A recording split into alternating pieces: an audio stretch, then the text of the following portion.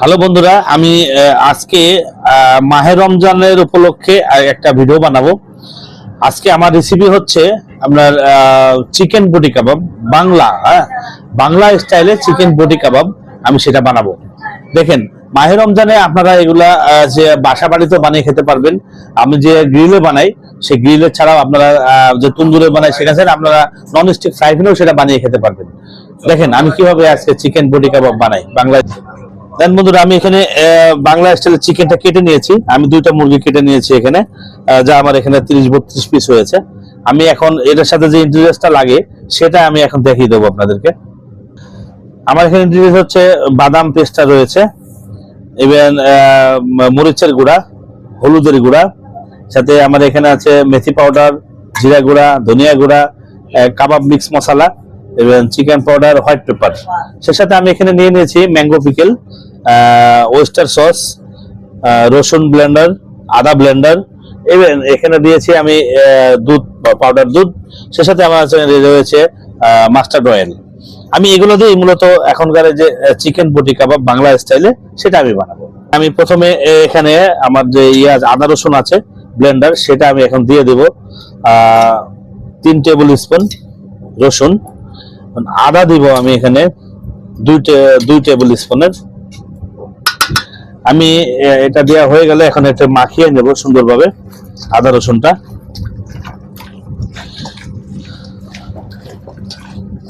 দেখেন আমি এখানে এখন যে ইনগ্রিডিয়েন্টস গুলো দেওয়ার সেগুলো আমি দিব।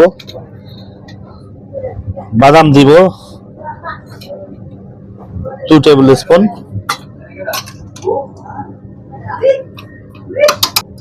ইভেন আমি এখানে জিরার গুঁড়া দিব 1 টিস্পুনের 1 চামচ, ধনিয়ার গুঁড়া দিব টিস্পুনের 1 চামচ, এবং কাবাব মশলা দিব মিক্স মশলা যেটা, সেটা আমি টিস্পুনের 1.5 চামচ। চিকেন পাউডার দিব আমি 2 স্পুন, হোয়াইট পেপার দিব 1/2 টিস্পুন, ইভেন এখানে যে মরিচের গুঁড়া রয়েছে, হ্যাঁ মরিচের গুঁড়া দিব আমি এখানে, যেহেতু এটা স্পাইসি হয় সেজন্য আমি দেখছেন আমি 3 টিস্পুন দিয়েছি। হলুদের গুঁড়া দিব আমি 1 টিস্পুন, ইভেন এখানে যে ওয়েস্টার সসটা রয়েছে সেই ওয়েস্টার সসটা আমি দিব টেবিল স্পুনের 1 টেবিল স্পুন। সেই সাথে এখানে যে আমি দুধটা নিয়েছিলাম পাউডার দুধ, সেই পাউডার দুধটা আমি দিয়ে দেব 3 টিস্পুন। এখন আমি এই যে ইনগ্রিডিয়েন্টস গুলো দিয়ে এখন মাখিয়ে নেব সুন্দরভাবে।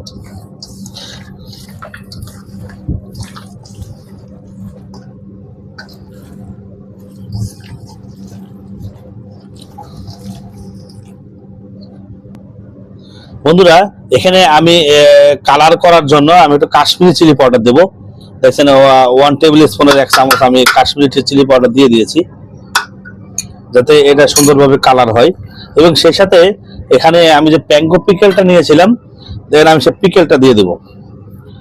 এদের মূল আকর্ষণ কিন্তু হচ্ছে ম্যাঙ্গো পিকেল। হ্যাঁ, আমি 3 টেবিল স্পুন মতো ম্যাঙ্গো পিকেল দিয়ে দিয়েছি। এই ম্যাঙ্গো পিকেলটা দিয়ে আমি সুন্দরভাবে এটা মাখাবো, যাতে আমার এখানে কোনোভাবে এই ম্যাঙ্গো পিকেলটা সব চিকেনের ভিতরে যেন যায়।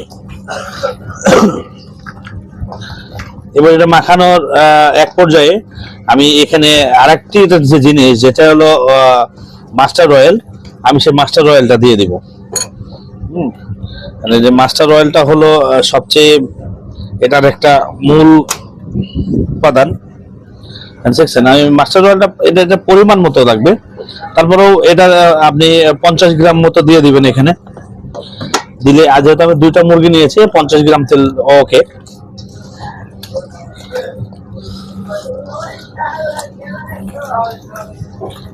রেডি হয়ে গেল আমার মোটামুটি প্রথম অর্ধের ম্যারিনেশনের যে চিকেন বাংলা স্টাইলের চিকেন বটি কাবাব, সেটা আমার হয়ে গেছে।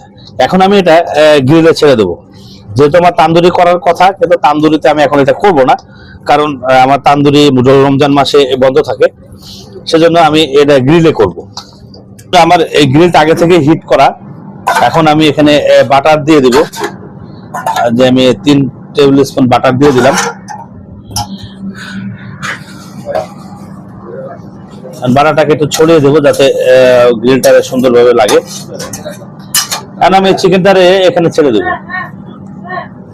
গ্রিলটারে আমি ছেড়ে দিলাম গ্রিলের উপরে, মানে এটা হতে থাকবে।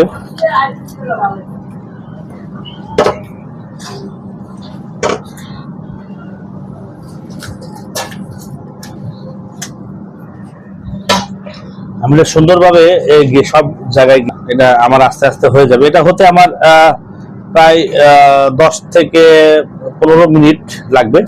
তো আমি এটা আপাতত স্কিপ করে রাখছি। বন্ধুরা দেখছেন আমার এটা প্রায় হওয়ার পথে, কারণ হয়ে গেছে হয়তো, আর 2 থেকে 3 মিনিট লাগবে। আমি এটা সুন্দরভাবে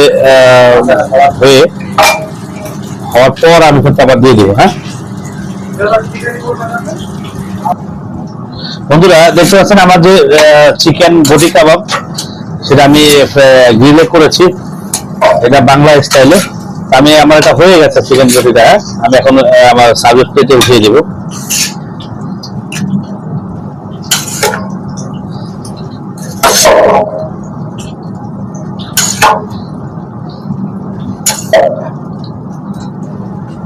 হয়ে গেল আমার বাংলা স্টাইলে চিকেন বটি কাবাব। বন্ধুরা যদি আমার এই বাংলা স্টাইলের চিকেন বটি কাবাবটা ভালো লাগে, তাহলে অবশ্যই আপনারা আমার যে একটা ইউটিউব চ্যানেল রয়েছে স্বপন কিচেন নামে, একটা ফেসবুক পেজ রয়েছে, আপনারা ইউটিউব চ্যানেলটাকে অবশ্যই সাবস্ক্রাইব করবেন এবং লাইক দিবেন। আমার ফেসবুক পেজটাকে অবশ্যই শেয়ার করবেন, কমেন্টস করবেন, লাইক করবেন। থ্যাংক ইউ বন্ধুরা।